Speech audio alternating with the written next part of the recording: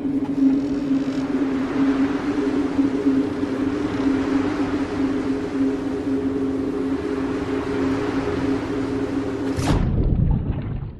everyone to the midweek Moisky News. I have one subject I'd like to go through because it is the only one worth addressing.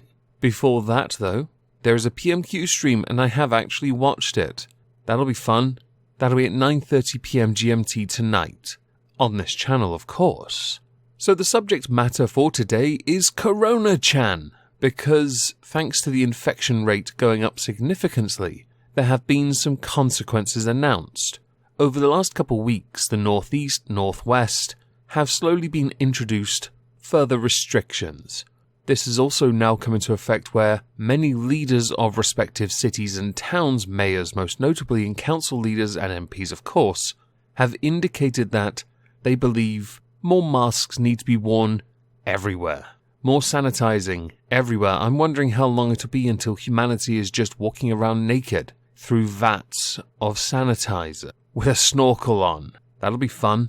Yesterday in Parliament, Boris Johnson, after a meeting with Cobra, which is not as impressive as it sounds, I promise you, announced some restrictions for the entire United Kingdom. So the new measures for England would include penalties for not wearing a mask or gathering in groups of more than 6 will increase to £200 on the first offence. From Thursday, all pubs, bars and restaurants will be restricted to table service only. Takeaways can, however, continue, and those same pubs, bars, restaurants, along with other hospitality venues, must close at 10 PM, which means shutting then, not calling for last orders. This same curfew rule comes into effect in Scotland on Friday. The pub I work in are quite annoyed by this, because they're now going to have to shell out a lot of money to retrofit the back garden to include additional, let's say, roof space. It's a very windy area and we're entering autumn. It's going to rain a lot. Therefore, they're going to have to do a lot more to accommodate for customers outside. But also because of the size of the pub, they only have one member of staff behind the bar, one person on the door, which means that one person behind the bar is going to be very busy. I hope they wear a step counter, because it's going to be quite a high number. Along with this, the reintroduction of working from home if possible has been announced for office workers. As someone that works from home for his YouTube stuff, okay, the planned return of spectators to sports venues will not go ahead from October the 1st. Now this is a problem that was raised in PMQs. Many venues in the United Kingdom, gigs are one, football being the biggest one, are worried because they don't have many of the lower leagues, don't have national television deals. They can't rely on other income from other places. They really can't. And virtual fan presence isn't exactly going to get those ticket seats sold, is it? Especially when that's the bulk of their income. So this could cause additional financial woes in the future, with some clubs understandably now considering whether or not it is viable to continue. Customers in indoor hospitality venues will now have to wear masks except seated at a table to eat or drink. Exemptions to the rule of 6 will be cut back, which means that indoor team sports such as five-a-side football matches will end. During Boris's 30-odd minute speech, he did make it clear he does not want to have another lockdown. So he is, in his mind, exhausting the options, but there's some details I left out of this. It's actually why martial law was trending, along with Italy and Germany, or Germany and Italy. That, though, is because of this comment.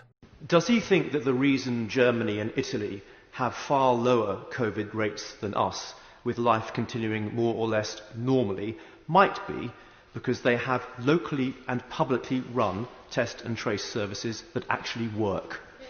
No, Mr. Speaker, I don't. And I think the continual attacks on local test and trace and what the NHS test and trace have done are undermining and unnecessary. And actually, there is an important difference between our country and many other countries around the world, and that is our country is a freedom-loving country. Martial law, with no level of irony when speaking about us loving our freedom, was because Boris said if he had to help the police enforce the new updated restrictions, he would deploy the military, which obviously I fundamentally disagree with. Not long from now, the government will be announcing a vote, because that's how this will go. When it comes to the coronavirus law, Parliament has to vote to renew it, and they're going to. I find it hard to believe there'll ever be a time where they don't vote to renew it, because as is the belief now, a popular one I might add, the government is seeking to control people more, and that is going to cause problems. Big problems. I can understand fully why the UK government feels it has very limited options when it comes to dealing with the R number, which is the over 1 infections per person kind of number thing doodah. Some science bollocks that no one cares about. But the death number, which is what has given people this window of not having another lockdown, is still really low. Obviously it's not at acceptable levels of 0, but I doubt it will ever be at 0 even with a vaccine, which again causes a lot of issues when people say, are you telling me the government's going to mandate a vaccine, forgetting we're all basically force-fed vaccines as a kid? It's quite irritating. Sick of being used as a fucking voodoo doll at this point. So when I said that there will be a vote to renew, understandably Keir Starmer says he will support necessary stricter measures, but has also iterated that the government doesn't have a strategy, something which has worried many people, because furlough ends in October. The job retention scheme is a one-time deal and only comes into effect at the end of the year. But I'll be honest, many companies aren't going to keep someone on if they can't even hit their bottom level, as in basic break-even territory. So understandably this might not work. And many in Parliament, certainly in PMQs today, have called for furlough to be extended. At present, I still have my work, well, one contract. So I am not in truth overly concerned, but the worry will always remain, because that pub is now losing 2 hours of time it would ordinarily be open for, which does cause problems for additional staff like myself, when they could just stay on and do the cleaning themselves now to make up for the money they have lost, which is a distinct possibility, although good luck getting the brass to sparkle as much as I do. There is one final thing that Scotland does that England doesn't quite do yet, and that is there is a ban on visiting other people's homes, which will be imposed across Scotland. I found this to be quite interesting for 2 reasons. One, I'm surprised we haven't brought that one back yet, but also I'm surprised people even go to other people's houses.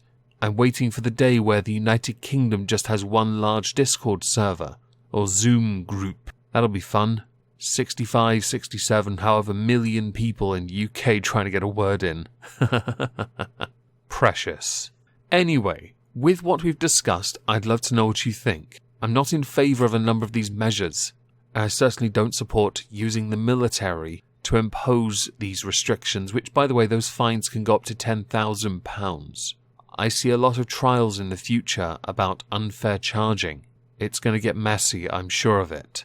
But with this, please do let me know what you think in the comments down below. If I don't see you tonight for PMQs, have a great Wednesday, everyone.